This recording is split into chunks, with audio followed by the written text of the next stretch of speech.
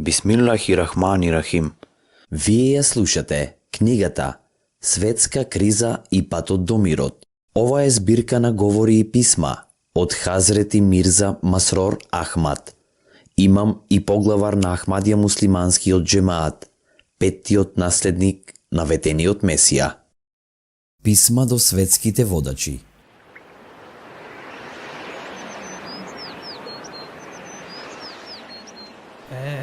ऐसी चली ताज़ा हवा, ऐसी चली ताज़ा हवा, माहौल है न। Писмо до премиерот на Канада, до господин Стивен Харпер, премиер на Канада, Отава, Онтарио, 8 март 2012 година.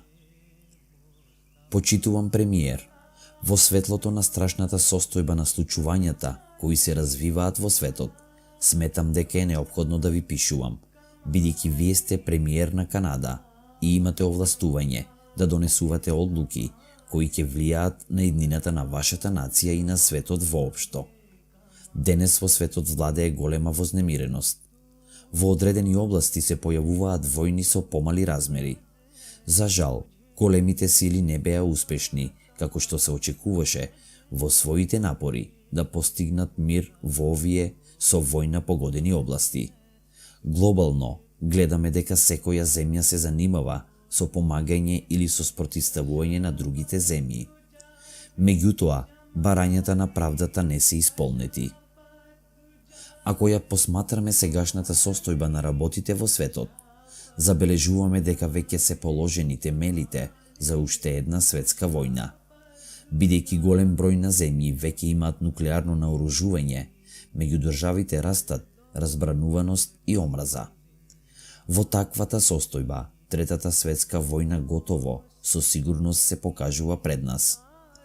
Таква војна сигурно ќе го вклучи атомското војување и затоа сме сведоци дека светот се движи кон страшно уништување. Ако по Втората светска војна се следел патот на правдата, не би биле сведоци на сегашната состојба во светот, кој денес повторно е голтнат од пламенот на војната. Како што ни е познато, главните причини кои довеле до светска војна се неуспехот на Лигата на народите и економската криза која започнала во 1932 година.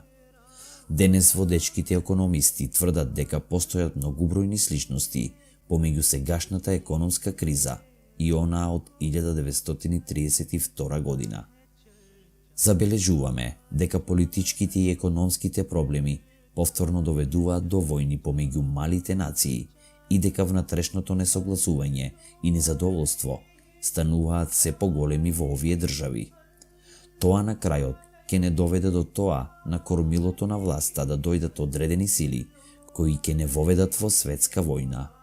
Оттаму, јас верувам, наместо да ги вложувате силите во напредокот на светот, многу е поважно и навистина неопходно итно да ги зголемите напорите, да го спасиме светот од ова уништување. Итна потреба за луѓето е да го препознаа својот единствен Бог, кој е нашиот Создател. Ова е единствената гаранција за опстанок на човештвото, инаку светот ќе продолжи кон самоуништување. Канада во пошироките кругови се смета за една од најправедните земји во светот. Вашата нација обично не се меша во внатрешните проблеми на другите земји. Освен тоа, ние, Ахмадија муслиманската заедница, имаме посебни врски на пријателство со народот на Канада. Според тоа, јас љубезно ве замолувам со сите сили да се борите да ги сопрете поголемите и помалите сили, да не воведат во разорнувачка Трета светска војна. Она што јас барам од вас и од сите светски водачи е во совладувањето на другите нации, наместо употреба на сила, да користите дипломатија, диалог и мудрост.